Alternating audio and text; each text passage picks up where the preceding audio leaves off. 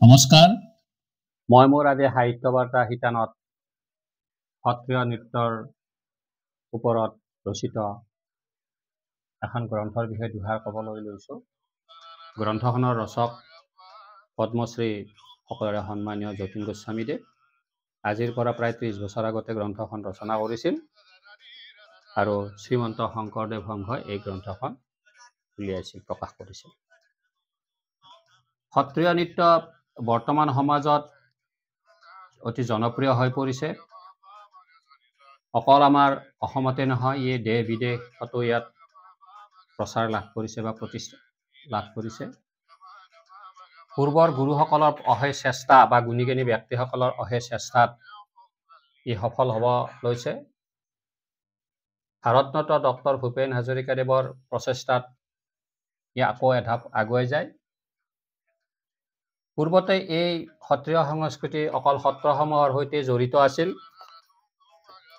কিন্তু আজিকালি গুৰুসকলে বা শিকাৰুসকলে ঘৰতে বহুত বিদ্যালয় স্থাপন কৰিও শিক্ষা প্ৰদান কৰে আৰু অভিভাৱকসকলেও এই ক্ষেত্ৰত অধিক আগ্ৰহী হৈ পৰিছে তেওঁলোকৰ সন্তানসকলক সত্ৰীয় নৃত্যৰ প্ৰতি আকৰ্ষিত কৰাৰ স্বাৰ্থত।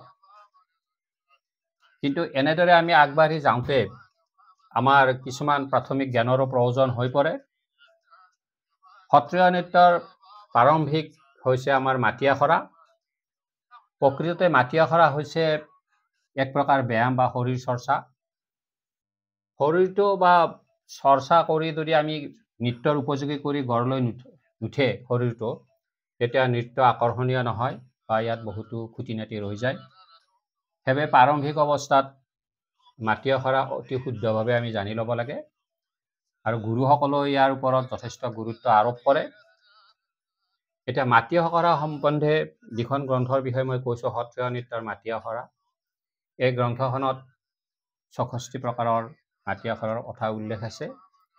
কিছুমান পণ্ডিতৰ মতে এই মাটি আখৰাৰ সংখ্যা পৰিমাণ আৰু বৃদ্ধিও ঘটে।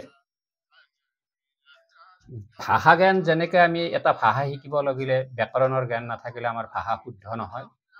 প্ৰকৃত ব্যাকৰণখনৰ জ্ঞানেহে আমাক ভাষাৰ জ্ঞান দিয়ে।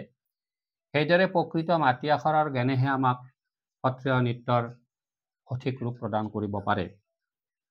এতিয়া মই এই গ্ৰন্থখন সম্পৰ্কে লিখকে যি দিছে, ইয়াত সুন্দৰভাৱে চিত্ৰাৱলীও প্ৰকাশ কৰিছে প্ৰতিটো মাটি আখৰাৰে।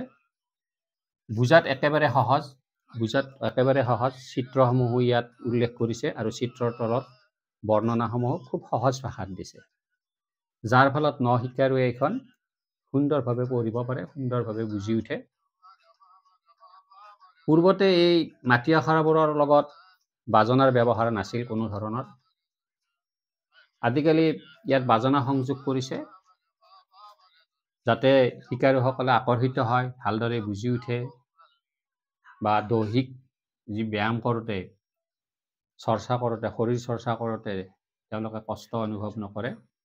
গতিকে মাটি আখৰাৰ লগত যি সংগীতৰ ব্যৱহাৰ ঘটিল, সেইটো নিশ্চয় আদৰণি জনাবলগীয়া। এতিয়া ইয়াত মাটি আখৰাসমূহৰ তলত কি বাজনা ব্যৱহাৰ হ'ব সেয়াও উল্লেখ কৰিছে।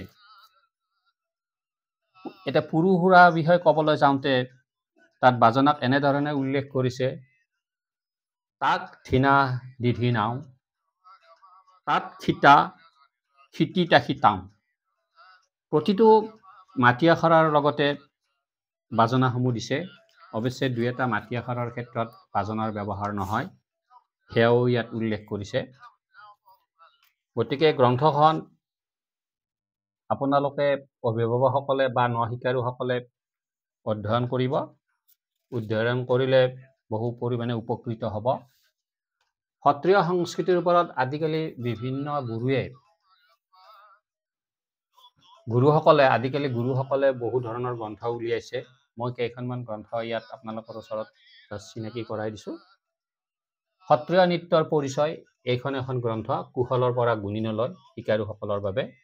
ৰিঞ্জুমণি শইকীয়া তেখেতে লিখিছে এইখন গ্ৰন্থ। এই গ্ৰন্থখনতো বিভিন্ন ইয়াত আভা দিছে নৃত্য সম্পৰ্কে, মাটি আখৰা আদি সম্পৰ্কত। সেইদৰে সংগীত সত্ৰই এখন উলিয়াইছে নিজে তেখেতসকলৰ পাঠ্যক্ৰমৰ বাবে 7 বছৰীয়া পাঠ্যক্ৰমৰ বাবে এইখন এখন সৰু গ্ৰন্থ। গোপাল চন্দ্ৰ বৰদলৈৰ আন এখন সত্ৰীয় নৃত্যত তাত্ত্বিক জ্ঞান সম্বন্ধে এইখন গ্ৰন্থ আপোনালোকৰ ঘৰত এইটো দ্বিতীয় ভাগ। এইখন এখন গ্ৰন্থ। গোবিন্দ শইকীয়া তেখেতে বৃহৎ কলেবৰত এইখন সুন্দৰ গ্ৰন্থ এখন উলিয়াইছে সত্ৰীয় নৃত্যৰ ৰূপৰেখা। ইয়াত সুন্দৰ পকাবন্ধাৰ গ্ৰন্থখন। ইয়াত সুন্দৰভাৱে সুন্দৰ চিত্ৰসমূহৰ লগতে তাত বৰ্ণনাসমূহ সঠিকভাৱে দিছে। গতিকে এইখনো সত্ৰীয় সংস্কৃতিৰ লগত জড়িত ব্যক্তিসকলৰ বাবে অতিকৈ প্ৰয়োজনীয় গ্ৰন্থ। এইখন এখন। আন এখন গ্ৰন্থ কৰুণা বৰা, তেখেতে সত্ৰীয় নৃত্যৰ ৰূপ দৰ্শনৰ ওপৰত লিখিছে। এই প্ৰতিজন গ্ৰন্থ যিসকলে লিখিছে বা ৰচনা কৰিছে তেখেতসকলৰ সত্ৰীয় সংস্কৃতি সম্বন্ধে যথেষ্ট জ্ঞান আছে, গভীৰ জ্ঞান আছে, আৰু সেই জ্ঞানৰ আলম লৈয়ে ইয়াত লিপিবদ্ধ কৰিছে যাতে সত্ৰীয় সংস্কৃতিটো শুদ্ধ ৰূপত সঠিক ৰূপত আমাৰ দেশ বিদেশতো বিয়পি যাব পাৰে, প্ৰচাৰ লাভ কৰিব পাৰে। তেখেতসকলৰ সেইটো এটা মহান উদ্দেশ্য বা প্ৰচেষ্টা। সেইদৰে শিকাৰুসকলেও যাতে শুদ্ধ ৰূপত তাৰ জ্ঞান দিব পাৰে, তেখেতসকলৰ সেইটো এটা মহান প্ৰচেষ্টা। এই প্ৰচেষ্টাৰ আমি নিশ্চয় শলাগ ল'ব লাগিব। আজি মোৰ এই সাহিত্য বাৰ্তা শিতানটোত মই দীঘলীয়াকৈ আলোচনা কৰাটো সম্ভৱ নহয় বিভিন্ন গ্ৰন্থ সম্পৰ্কে, তথাপিতো সামান্য এটা আভাস দিছোঁ। এতিয়া মাটি আখৰাবোৰ ইয়াত যিবিলাক উল্লেখ কৰিছে তাৰ কেইটামান মই আপোনালোকক ক'ব বিচাৰিছোঁ। খচকা, পুৰুষ উৰা, প্ৰকৃতি উৰা, উৰাত বহি উঠা, বহা ছটা, কাটি ছটা, চৌঘূৰি বহা ছটা, উধা পাক, শাৰী পাক, কাটি পাক, আকল পাক, এনেদৰে বিভিন্ন উৰাৰ সম্পৰ্কে ইয়াত উল্লেখ কৰিছে। সেয়েহে শিকাৰুসকলে এই গ্ৰন্থসমূহ নিজৰ প্ৰচেষ্টাত অধ্যয়ন কৰা উচিত, যাতে গ্ৰন্থজ্ঞানে তেখেতসকলক লগতে সত্ৰীয় নৃত্যৰ চৰ্চাই তেখেতসকলক শুদ্ধ ৰূপত নৃত্য প্ৰদৰ্শন কৰাত সহায় কৰে। এনে এক উদ্দেশ্য লৈ মই মোৰ আজি সাহিত্য বাৰ্তাৰ শিতানটোত আপোনালোকক মই অতি সামান্য পৰিমাণে এটা বৰ্ণনা দাঙি ধৰিলোঁ। ইয়াত মোৰ যথেষ্ট ভুল ভ্ৰান্তি হ'ব পাৰে, গতিকে সেয়া ক্ষমা কৰিব আৰু আপোনালোকে ইয়াত দিহা পৰামৰ্শ দাঙি ধৰিব।